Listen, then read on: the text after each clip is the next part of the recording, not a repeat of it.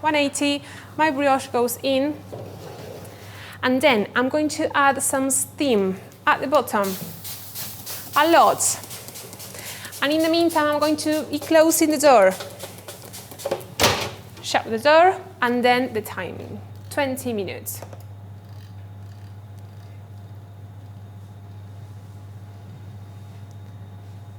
So, why we add steam in the baking? For two reasons. First, it's going to help with the color. Sometimes when we are baking at home, our bread looks a bit pale, brown pale, and if you want something shiny, I think the steam is the solution for that.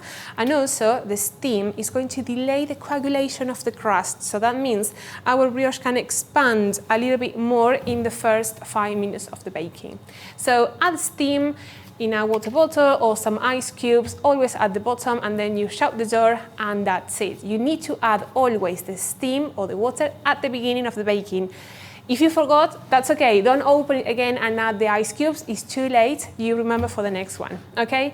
Well, so 20 minutes, and I will see you in 20 minutes to check how our brioche looks like. So, it's been 20 minutes. My brioche is ready to come out from the oven, so I just switch off the timer and let's see what we have.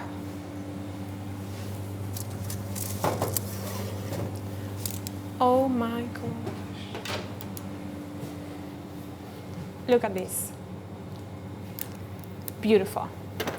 So I'm going to now, if you can, take them out from the tin. So I'm going to hold it from the side paper, lift gently, and I'm going to leave it on the cooling rack. This is going to help us to avoid soggy bottoms, so please don't leave your brioche cooling down inside the same tin. If you can, take it out, and I'm going to open the paper so it cools down completely.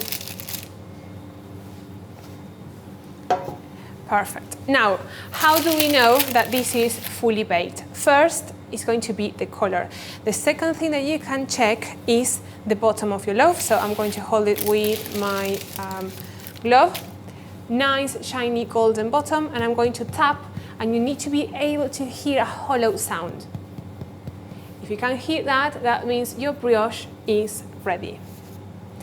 Please, don't cut the brioche straight away. It's still baking on the inside. So ideally, we need to wait 20 minutes until this is completely cooled down, and then we can slice it and eat it and enjoy it. But please be patient. Now, don't cut it. Just wait 20 minutes, and then it's going to be ready to enjoy.